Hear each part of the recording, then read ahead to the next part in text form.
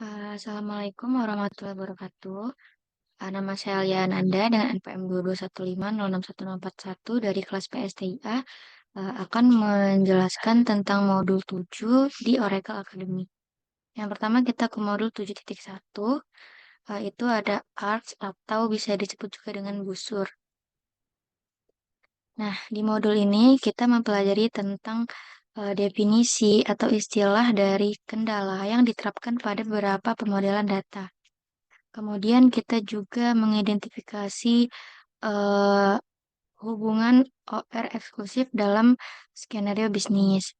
Kemudian kita juga mempelajari diagram batasan busur untuk mewakili hubungan OR eksklusif. Kemudian kita juga membedakan antara penggunaan ARC dengan subtype dalam model data. Tujuannya yaitu busur dalam pemodelan data ini membantu desainer untuk memperjelas OR eksklusif di seluruh hubungan atau relationship.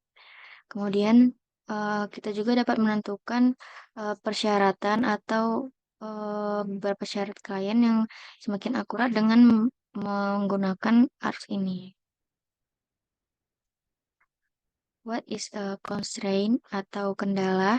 Jadi di setiap bisnis itu pasti memiliki batasan mengenai nilai atribut dari hubungan mana yang diperbolehkan. Di mana pembatasan ini disebut dengan kendala. Nah, mereka mungkin merujuk pada atribut tunggal suatu entitas atau hubungan antara entitas. Misalnya nih, kita telah mengetahui beberapa macam kendala.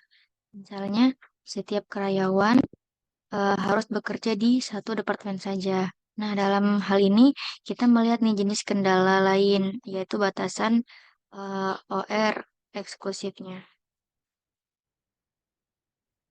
Eksklusif OR relationship, yaitu hubungan yang saling eksklusif terkadang menjadi antar entitas dan juga dikenal sebagai hubungan OR eksklusif.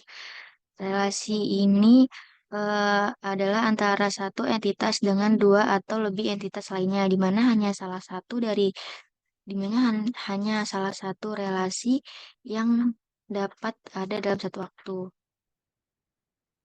Nah, misalnya dalam IRD kita lihat contohnya eh, dengan contohnya acara pelatihan dapat diselenggarakan oleh pelatih in-house atau eh, in-house atau perusahaan pelatihan eksternal. Nah, kita bisa lihat di sini model IRD-nya. Di sini eh, terdapat entitas training event dengan atributnya. Ada ID, date, name. Di sini juga ada in-house trainer atau training company. Nah, di sini ada kardinalitasnya. Kemudian, setiap acara pelatihan harus diselenggarakan oleh satu dan hanya satu pelatih in-house atau satu dan hanya satu perusahaan pelatihan. Nah, ini satu in-house trainer atau satu training company. Nah, contoh lainnya,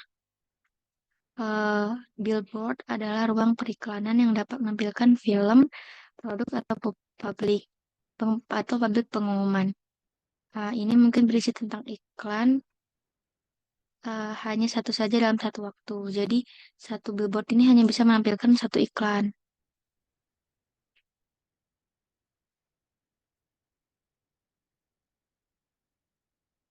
Setiap kemudian setiap fitur memiliki eh, masing-masing karakteristik atau atribut. Misalnya ini ada movie, atributnya ini produk, advertisement, public announcement, billboard. Nah, kemudian busur memberitahu pembaca tentang diagram itu saja atau salah satu dari fitur akan memiliki hubungan dengan setiap contoh dari billboard. Nah, busur adalah cara untuk merepresentasikan hubungan yang saling eksklusif di IRD.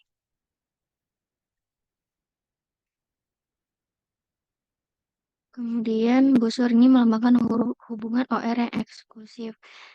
Setiap keanggotaan harus dipegang oleh satu perusahaan atau harus dipegang oleh satu pelanggan, namun tidak keduanya. Nah, ini contohnya dalam IRD. Next. Nah, busur direpresentasikan pada IRD sebagai garis padat dengan ujung melengkung. Kemudian sebuah lingkaran digambar pada busur untuk setiap hubungan yang merupakan bagian dari busur tersebut. Nah, garis melengkung ini merupakan busur. Kemudian ini merupakan exclusive or relationship. Contohnya yang seperti ini ya. Jadi ini yang merupakan busurnya dan ini merupakan exclusive or relationship.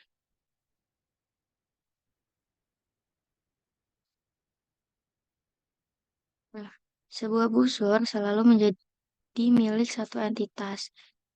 Kemudian eh, busur dapat mencakup lebih dari dua hubungan. Kemudian tidak semua relasi suatu entitas perlu dimasukkan ke dalam busur. Jadi tidak semua relasi atau tidak semua entitas perlu dimasukkan ke dalam busur. Suatu entitas mungkin memiliki beberapa busur. Jadi tidak semua relasi atau entitas perlu dimasukkan ke dalam busur, namun suatu entitas mungkin memiliki beberapa busur. Sebuah busur harus selalu terdiri dari hubungan dengan opsionalitas yang sama. Kemudian semua hubungan dalam suatu busur harus bersifat wajib atau semua harus bersifat opsional. Jadi dia harus bersifat wajib atau bersifat opsional, tidak berbarengan dengan keduanya. Kemudian hubungan dalam suatu busur mungkin memiliki kardinalitas yang berbeda meskipun hal ini jarang terjadi. Next, kemudian ada busur supertype dan juga subtype. Busur dan supertype atau subtype, keduanya memodelkan eksklusivitas timbal balik. Nah, situasi tertentu paling baik dimodelkan sebagai busur lainnya sebagai super busur dan situasi lainnya sebagai supertype dan subtype. Contohnya seperti ini. eh, nah, seperti ini. Rekening giro dan juga rekening tabungan itu merupakan jenis-jenis dari rekening. Jadi, eh, satu akun itu bisa memiliki rekening untuk rekening giro maupun rekening tabungan. Jadi ada hubungan dengan subtype dan juga supertype. Nah, kita dapat memodelkan seperti ini, dimodelkan sebagai supertype dan juga subtype. Kemudian contoh selanjutnya, event dapat diadakan di rumah pribadi atau di ruang umum. Jika entitas yang terkait melalui busur serupa, mungkin ada kasus yang membuat super atau subtype tanpa busur. Seperti ini, event dapat dilakukan di rumah pribadi atau di tempat umum.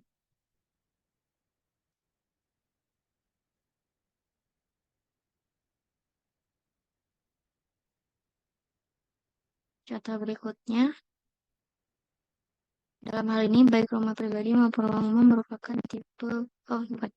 Contoh selanjutnya, pelatih in-house dan perusahaan pelatihan bukan merupakan jenis acara pelatihan dan keduanya tidak memiliki atribut yang sama.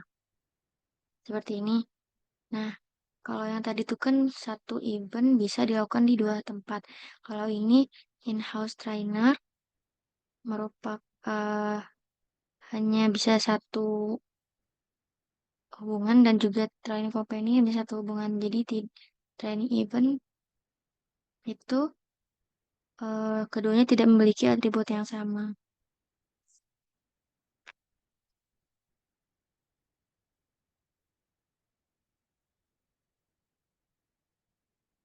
Kemudian ada istilah terminologinya.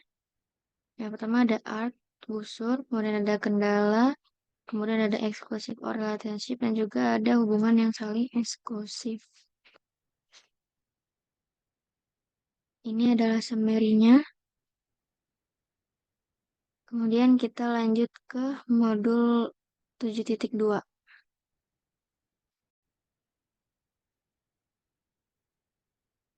Nah, jadi di modul ini eh,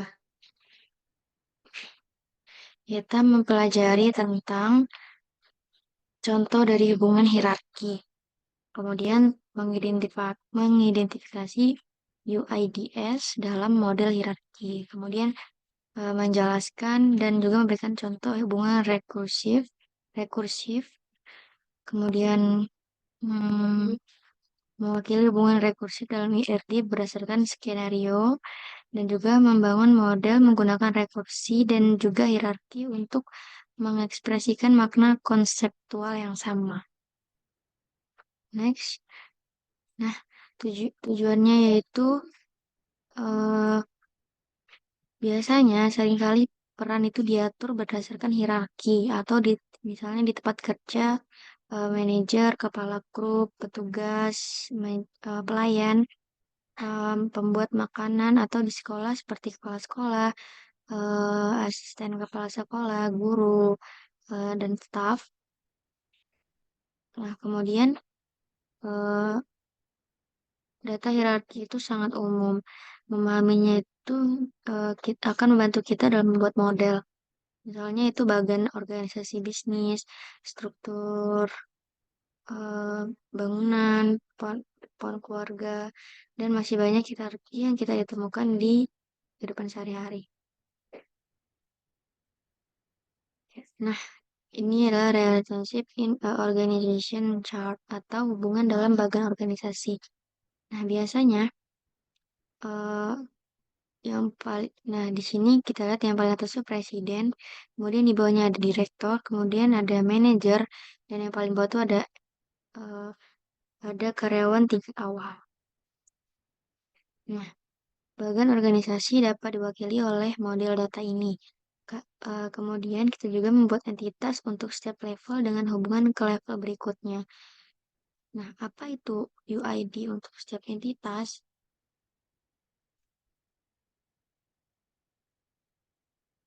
Nah, kita lihat hubungan yang terlarang atau di sini kita melihat ada kasus UID berjenjang. Yang pertama itu ada UID floor, itu adalah kombinasi dari floor juga ID bangunan. Nah, ini nih. UID floor itu kombinasi nomor floor dan juga ID dari building. Kemudian UID suite itu adalah kombinasi nomor suite dengan nomor lantai. Number ini, number suite itu dan nomor lantai serta ID bangunan. Kemudian ID room itu kombinasi dari ID kamar dan juga number suite serta number lantai dan juga ID gedung. Jadi dia tuh saling berhubungan. Kemudian hierarki versus recursive relation. Nah, di sini kedua model ini dapat mewakili semuanya. Yang di sebelah sini itu hierarki, kemudian di sebelah kanan itu hubungan rekursif. Hierarki dapat kita lihat sebelumnya, kemudian di sebelah kanan ini yaitu adalah hubungan rekursif.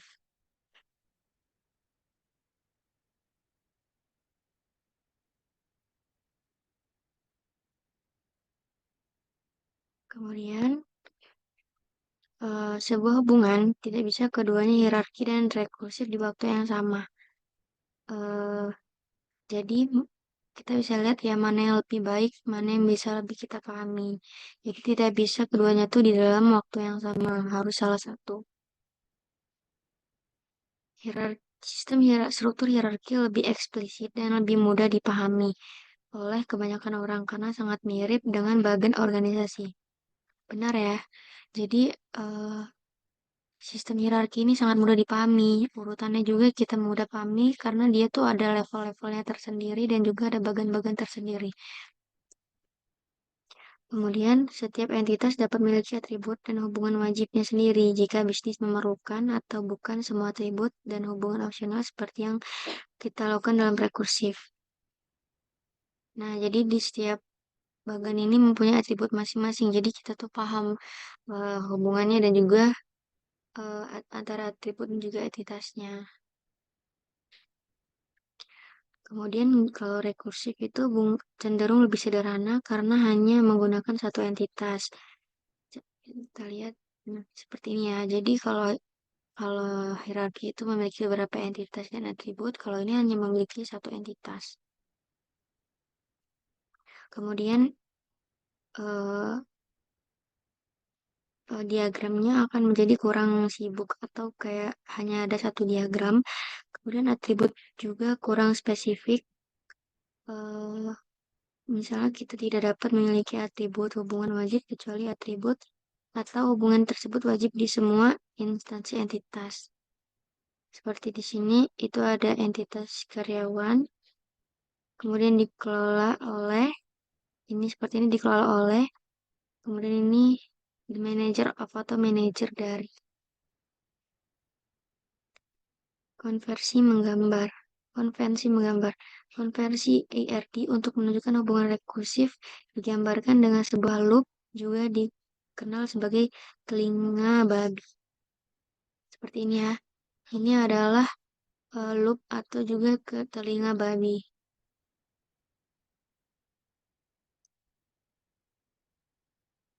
Kemudian skenario bisnis manufaktur mobil atau automobile manufacturing business skenario. Untuk organisasi manufaktur mobil, mempertimbangkan semua bagian besar atau subrakitan-rakitan dan juga produk sebagai contoh dari suatu entitas yang disebut dengan komponen. Model dapat dibuat sebagai hubungan rekursif sederhana. Nah, misalnya ini ada komponen, itu dia terdiri dari, kemudian bagian dari. Modelkan data bill of material sebagai hubungan rekursif banyak ke banyak. Jadi ini eh, menggunakan banyak ke banyak atau many to many. Setiap komponen dapat menjadi bagian dari satu atau lebih komponen dan setiap komponen dapat berdiri dari satu atau lebih komponen. Seperti ini dia merupakan bagian dari satu atau lebih komponen dan juga terdiri dari satu atau lebih komponen. Kemudian ada terminologi atau istilah kata kunci yaitu ada hubungan hierarki dan juga hubungan rekursif. Nah, di modul ini kita telah mempelajari tentang contoh hubungan hierarki dan juga contoh hubungan rekursif, mengidentifikasi UID dalam model hierarki dan juga uh, hubungan rekursif dalam IRD berdasarkan skenario, kemudian bangun model menggunakan rekursif dan juga hierarki untuk mengekspresikan makna konseptual yang sama. Demikian penjelasan materi modul 7. Dari saya kurang lebihnya mohon maaf. Jika ada kesalahan saya mohon maaf. Wassalamualaikum warahmatullahi wabarakatuh.